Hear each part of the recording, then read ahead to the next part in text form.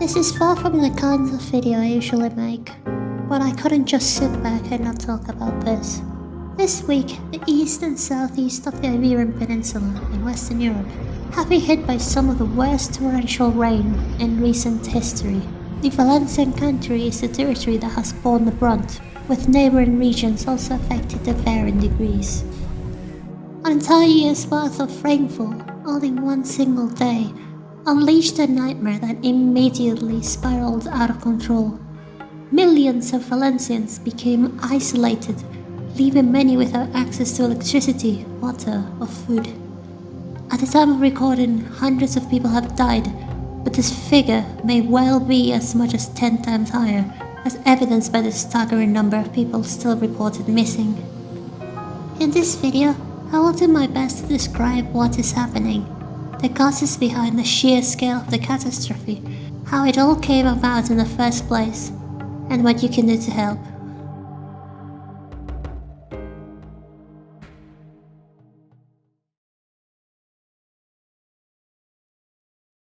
For some background, this is far from being the first massive flood to hit the area. The Valencian Country is characterized for two types of climate, both of which tend to have unbalanced or irregular periods of rainfall. Historical documents attest to several devastating floods in 1321, 1358 and 1651.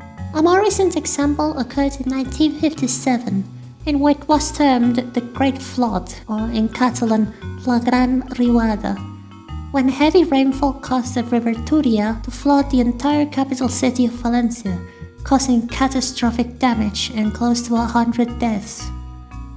To prevent such a flood from happening again, the government of Spain's dictatorial leader at the time, Francisco Franco, devised a plan known as the South Plan, which diverted the river by means of an artificial channel across the southern strip of the city. Fast forward into 2019, a severe storm flooded the country's southernmost county of Baixaguda, suddenly demolishing most of its territory on 13 September. The water reached a height of 2 meters, with the north of Orihuela municipality being the most badly affected, leading to the evacuation of more than 4,000 people. In response, the Valencian president at the time, Ximo Puig, announced the following year the launch of a special body known as the Valencian Emergency Unit, with the aim of responding rapidly to future emergencies of this scale. The unit was officially created in February 2023, with the aim of being fully operational by February 2024. However, something was about to change. In May 2023, the Valencian Country celebrated its assembly elections. While the polls indicated that Ximo Puig, of more left-wing Valencianist ideology, was likely to be re-elected, the conservative and Spanish nationalist parties PP and Vox, of right-wing and far-right ideology, agreed to run together in the election. And in the end, the conservative coalition managed to clutch the victory, leaving Carlos Mazón as president. The new Valencian government was mainly focused on stomping all over everything that the previous government had done. In particular, it was very harsh on the Valencian people's language, going as far as to do everything in Castilian themselves. They also began allowing parents to choose whether they wanted to eliminate all Valencian language classes in their children's schools, which were already a minority, and completely wipe them out in Castilian-speaking areas.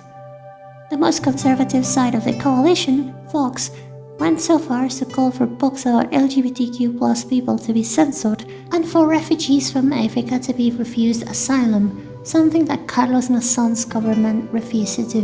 But I digress, you get the point. It's a government that hasn't gone down without controversy. However, there is one change that still amazes me and that is very important for understanding the floods that Valencians are suffering from at the moment. When Carlos Mazón came to power, the very first thing he did was abolish the Valencian Emergency Unit that Ximo Puig had set up a few months earlier. They claimed that it simply wasn't necessary and that the money was better kept in the Valencians' pockets. And yet, Mazón's withdrawal of this unit to save money was going to bring more instant karma than he could have ever imagined. On the 22nd of February 2024, just a few days after the now abolished emergency unit was set to go into service, a devastating fire shocked the citizens of the capital city of Valencia. A 14-story luxury residence in the western district of Campanar had caught fire. Due to the highly flammable materials in the buildings and the very strong winds that day, the fire spread extremely quickly, immediately reaching the second building and engulfing the first in less than 10 minutes. After the fastest possible intervention by the fire brigade to try and evacuate everyone from the building, the fire claimed the lives of 10 people and injured 15 others. The city's mayor, Maria Jose Catalá, asks residents to stay away from the buildings and cancel the first day of the city's popular Fallas festival. Later, President Carlos Mazón announced 3 days of mourning. This event left the whole country in shock. Thankfully, not only Valencians, but people from all over the world were quick to offer help to those who had lost their homes. Little did they know, however, that the worst was yet to come. On the 24th of October 2024, an expert from Spain's State Meteorological Agency warned in a tweet that a torrential rainstorm with high impact potential was coming, which was completely ridiculed by the replies and ignored by all of Spain's governments. The only major institution to take action in response to what was coming was the University of Valencia, which announced that it would be suspending all its activities from the 29th of October. Many of the country's municipalities later cancelled schools for the week. An alert through the EU alert system, which provides alerts to telephones in regions before they are affected by disasters, had yet to be sent out. Eventually, the day of the disaster arrived. On Tuesday, 29 October 2024, first thing in the morning at around 7 a.m., the Meteorological Agency sent out an orange weather warning for the Valencian south, which was subsequently changed to red and extended to the center. At around 10 a.m., many counties began to flood and emergency services had to rescue people from their vehicles. At 11:30, disaster struck when heavy rain in the Olla de Buñol county caused the Payo ravine in the town of Chiva to overflow.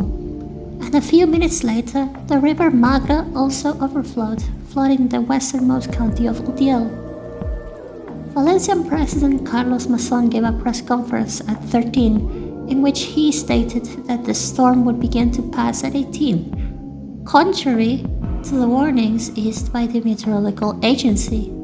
And it was precisely at 18:30 that the Payo ravine suddenly burst its banks in Horta Sud County, just southwest of the city of Valencia, completely flooding all the towns in the area. Only the city of Valencia remained safe, thanks to the South Plan implemented all those years ago. After being heavily criticized for making a false statement, Carlos Mazón deleted the tweet containing his claims. With many towns underwater and many more with no signal or electricity, it was not until 20 that the EU alert system was triggered, advising Valencians to stay indoors at a time when many people were already clinging onto trees, fearing for their lives. Only minutes later was the Spanish emergency military unit authorized by the Valencian administration to intervene in the affected areas. Similar warnings were also issued in the Castilian regions of Murcia, Cuenca, and eastern La Mancha, as well as in Andalusia, where the area between Cadiz and Gibraltar was also quite affected. The government's indifference to the weather warnings was strongly criticized, as was the extremely late arrival of the alert, which could have saved many lives. Employees of the public Valencian television station, Apunt, recently made the point that they themselves had issued warnings during their weather forecast program. Emet, per exemple, que té una política d'avisos que és discutible, és una cosa que és polèmica, que ja jo crec que s'haurien de millorar, però estàvem en avís roig tot el matí. Sabíem que al llarg del matí havien caigut més de 400 litres en les capçaleres dels rius, que tot això aniria a la Rambla del Pollo. Vam veure que l'aforament de la Rambla del Pollo, això ja era a les 6 de la vesprada, però a les 3 i al llarg de tot el matí en xarxes, en l'oratge, vam estar dient que no s'havia d'eixir de casa a les 3 de la vesprada. L'alarma general se va donar a les 8. One thing that left me genuinely disconcerted on the first day of the disaster, and I'm speaking entirely personally here, was how little coverage there was in the Spanish media. The Valencian broadcaster, Apunt, axed all its usual programs in order to give a detailed account of what was happening in every corner of the country and where help was most needed. And the Catalan broadcaster, TV3, followed suit shortly afterwards. In contrast, most Spanish channels made only brief mention of it. Many Valencians criticized this approach, saying that if the event had occurred near the capital, Madrid, the whole state would be on standby by now, and some even said that they had to read about the disaster through international newspapers. Most television and radio stations did not begin to change their programming until the following day, the 30th. The covers of most Spanish newspapers that day featured unrelated stories, and many of the few that did mention it merely reported on the cancellation of the train between Madrid and Valencia, informing people that they wouldn't be able to spend their holidays in Valencia over the upcoming long weekend. To me, this state of mind is just bonkers. It completely shocked me. It appeared that most of the editorial lines didn't care that much about the lives of the victims of the disaster that had just happened, but rather about their own personal enjoyment. In fact, at the moment, all trains within the Valencian Country are at a complete standstill, but Spain's government has announced that it is working hard to quickly re-establish the railway line to Madrid.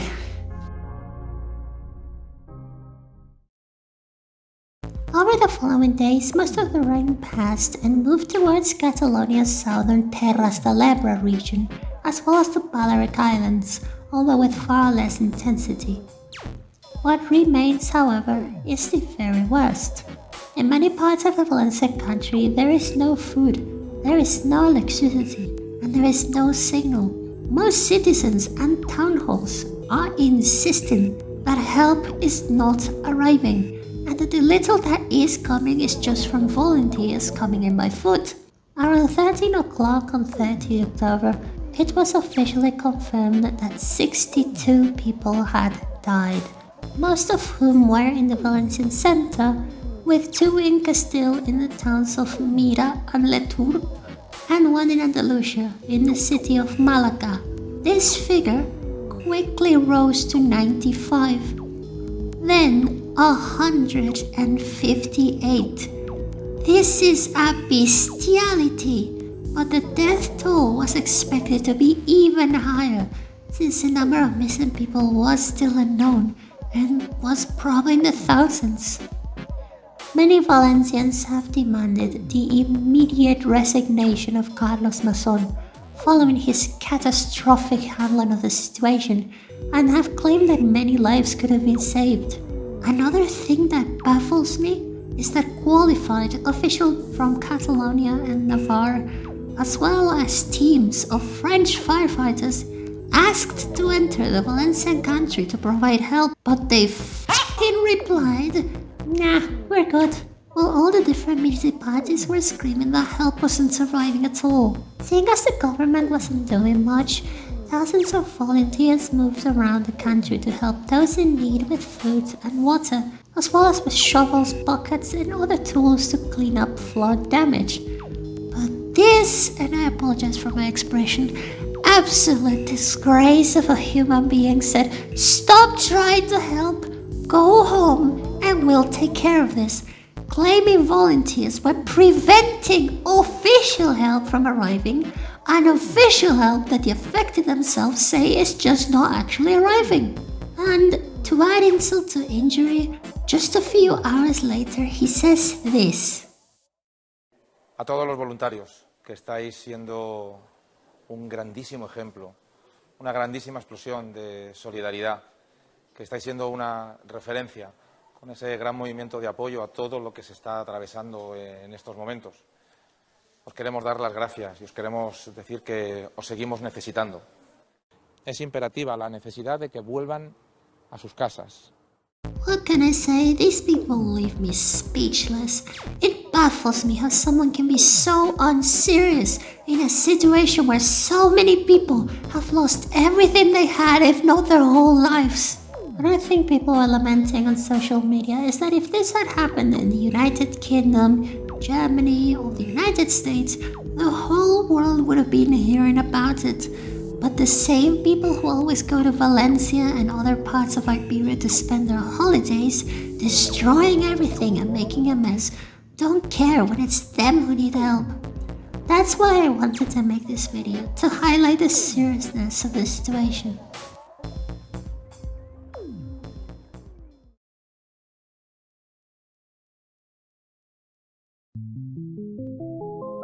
Now, if you're watching this video anywhere near its release date, know this clearly. Help is still needed. A lot of help. A lot! At present, the death toll stands at 211, but it is estimated to be much higher, with over 2,000 people still missing. A figure that the Valencian government continues to refuse to disclose. It's a disgrace, and I can only hope that there will be an investigation into the Valencian government's handling of the situation so as to establish the culprits behind all of these deaths. But for now, the important thing is to help these people. Towns like Torrent, Alaquas, Paiporta, Catarroja, and Picanha are desperate, and bodies are still being found in Chiva. This morning, many volunteers mobilized at the City of Arts and Sciences in Valencia to distribute the aid through buses provided by the Valencian government, and the Spanish government has announced that they will begin deploying help by tomorrow. Given the context, it's perfectly understandable to feel enraged and upset, to know that all of this could have been largely avoided. But the most important thing right now is to help. Please, if you use any social media, share any posts you come across from people asking for help, and spread any official information you find. If you'd like to make a donation, I'll provide some links in the description to official organizations that you can contribute to. Let's all work together to ensure that the Valencian people can return to normal life as soon as possible after such an unimaginable disaster. If you have friends in the area, be sure to check on them and make sure they're okay. Even if many people are safe, they may lack basic necessities or have psychological leftovers from the disaster. So be extra sympathetic to them. Thank you so much for watching, and take care.